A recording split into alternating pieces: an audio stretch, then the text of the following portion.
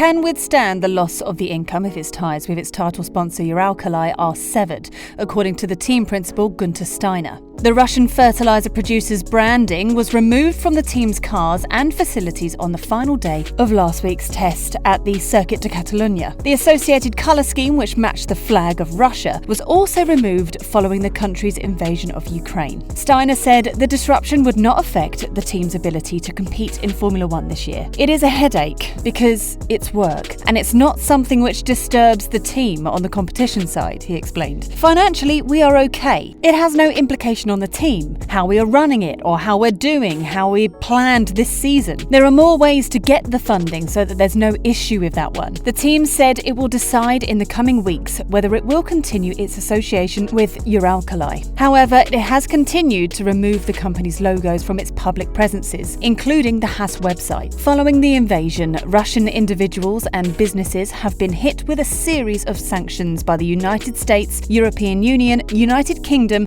and other countries.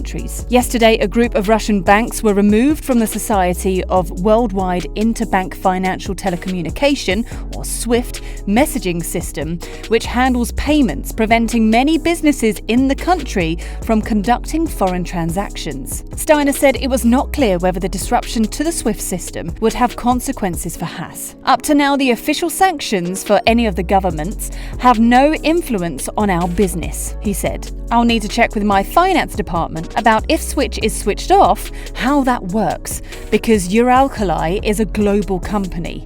I don't really know how that would work out. The team agreed its deal with Uralkali at the end of 2020 after running into financial trouble during the COVID-19 pandemic. Steiner admitted the latest setback has been unforeseen, but is certain it won't harm the team's competitiveness this year. We haven't been planning for this. Obviously, we monitor the situations. We're not sitting here ignorantly until something happens. But when it happens, you need to see how it develops. I've never experienced something like this, so I didn't know how this would go down. But I think we just manage it the same way going forward. The team out on the racetrack, they are not affected by this, he added. I spoke with them yesterday and told them there's nothing to worry for them. Everything is fine. This is a bump in the road which we didn't expect and nobody expected. Nobody wants it, you know? I think as a team, we took the right decision in this moment in time to send a message as well to everybody. We are behind the team. The team is behind us, what we're doing. Team owner Gene HAAS visited last week's test in Spain.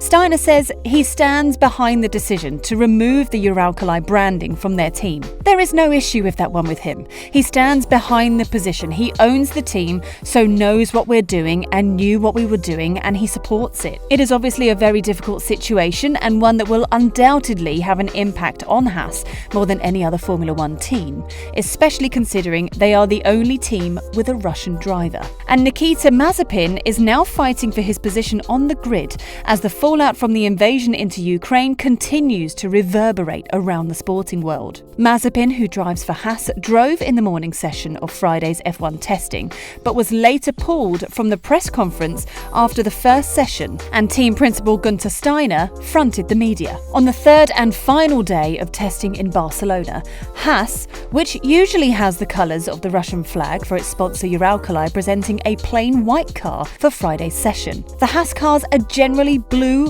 white and red, but the team said via a statement it would present its VF22 in a plain white livery, without the Uralkali branding for the third and final day of testing. Steiner said he would work through issues involving both Mazepin and Uralkali, which he said he will work on in the next week. There are legal issues we have to go through and then see what comes out, he said via BBC's Andrew Benson. He also couldn't confirm Mazepin's future with the team. It needs to be resolved. There are governments involved and I have no power over them. And we need to see how the situation develops in Ukraine, Steiner said. Uralkali, a group specialising in potash, has the driver's father, businessman Dmitry Mazepin, as its non-executive director. Speaking earlier in the testing period, Mazepin said, of course, the race would stay in Russia. From the understanding we've had with Formula One, the race is going ahead and you will surely see me there, Mazepin said. I'm not struggling at all because I've always been a big supporter of sports without politics. Today, I'm in Barcelona. I cannot tell you the excitement of driving the new car and the excitement of actually being involved and developing this new car. And actually from seeing the pictures for a year and then seeing it in physical carbon copy of the pictures is great. I'm just happy to be in Barcelona and I hope these 3 days are longer because it's a nice experience. Those comments by Mazepin have attracted widespread criticism, which is something that HAAS really could have done without. Mazepin has been a controversial figure since coming into F1. It was no secret that he was signed at least partially due to his father being a billionaire and the team signing him while looking for drivers with financial backing. But he was quickly embroiled in a scandal when he groped a young woman. His driving ability also came into question as he crashed on his first lap in F1 and had several run-ins with the Schumachers, including teammate Mick. Mazepin's father Dmitry is reportedly at the Kremlin on Thursday on the invite of Russian President Vladimir Putin, among a group of Russian businessmen to discuss NATO sanctions. It comes as the F1 called off the Russian Grand Prix just a day after it would monitor the situation closely,